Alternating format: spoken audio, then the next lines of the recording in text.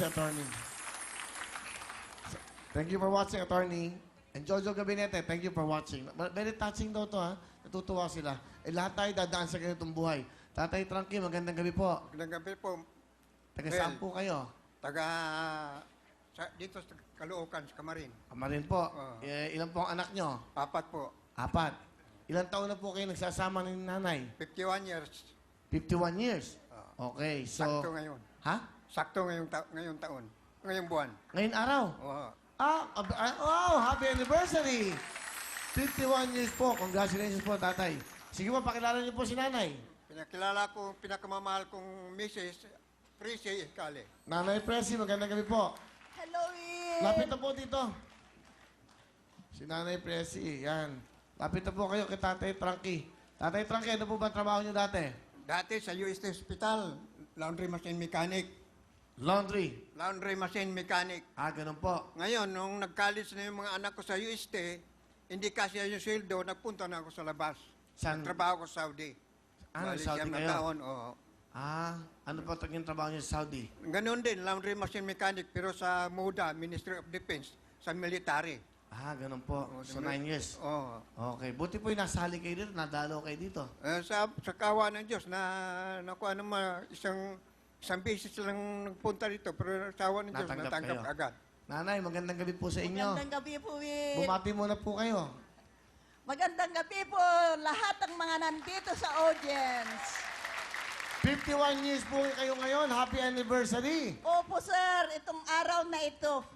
Okay, nanay, August alam nyo, 14. lahat ng istorya, si Tatay Tom, si Nanay Chayong, si Bang Siano, si Nanay Leti, Tatay Maning, si Tatay Nanay Lid, si Tatay Doming, si Nanay Lori, Tatay Fred, Tatay Lining, wala po naging problema sa asawa.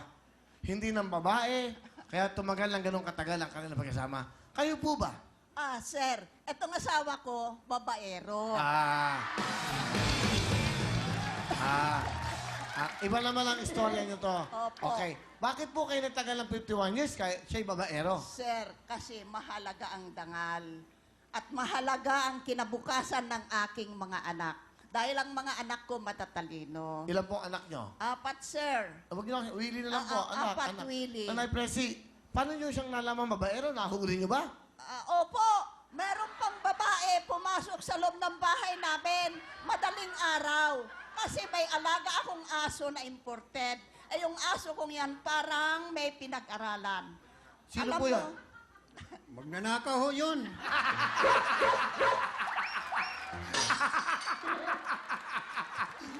Magnanakaw, babae. Madaling araw po. Opo!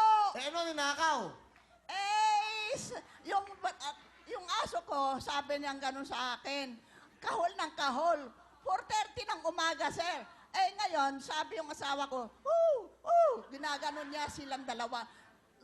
Dumakad ako ulit dahil madilim pa. Dahil Paano 4:30. nyo nalaman na may babae sa bahay? Magnanakaw daw yun. Ganito, Will.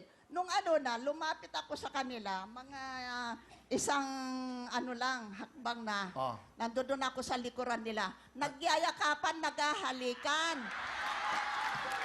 Tapos yung babae, Will, alam mo, sabi yung babae, sa iyo lang ako nakadama ng kaligayahan, Frankie. Sabi ganun yung babae. Nadinig nyo? Opo! Habang inaakat niya yan. Nandito ako. Baka magnanakaw, inaano lang niya magnanakaw, binubulo. Anong ginawa niya sa magnanakaw?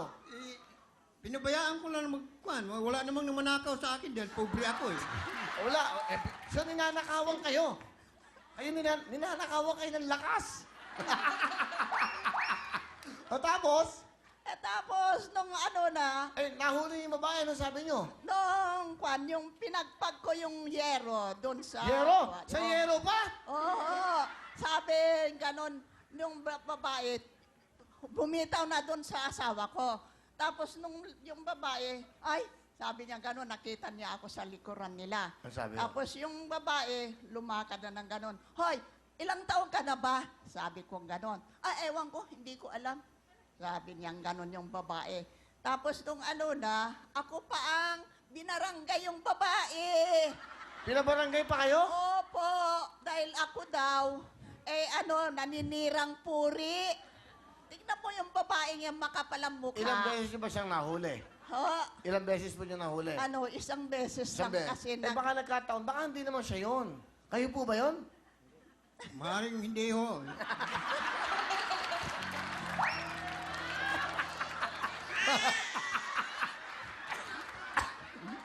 Hindi pa siya sigurado kung siya yun.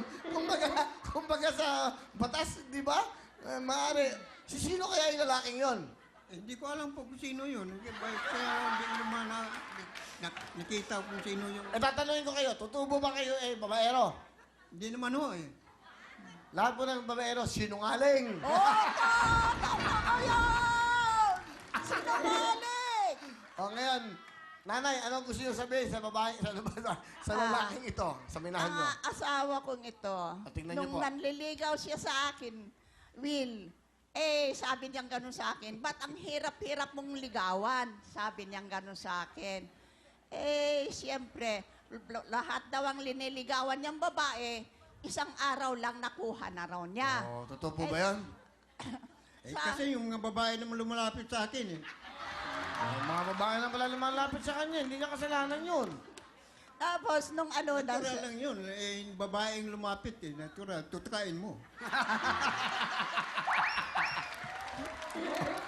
Ano pa gusto niyo sabihin? Ngayon, sana ngayon, umpisa na, magpakabait ka na at matanda ka na. Mabait naman ako. Nasa, ano na tayo, departure area na tayo. Mahirap yun. Baka mamaya, sunugin ka ng Panginoong Diyos. Papayag pa kayo nun? Susunugin daw kayo? Wala namang impyerno sa Panginoon. Wala namang pong impyerno ron. Malamig doon. Baka lalo mas maraming ano ron. Ano masasabi niyo ron? Batis Dolpe, hindi naman sinunog eh.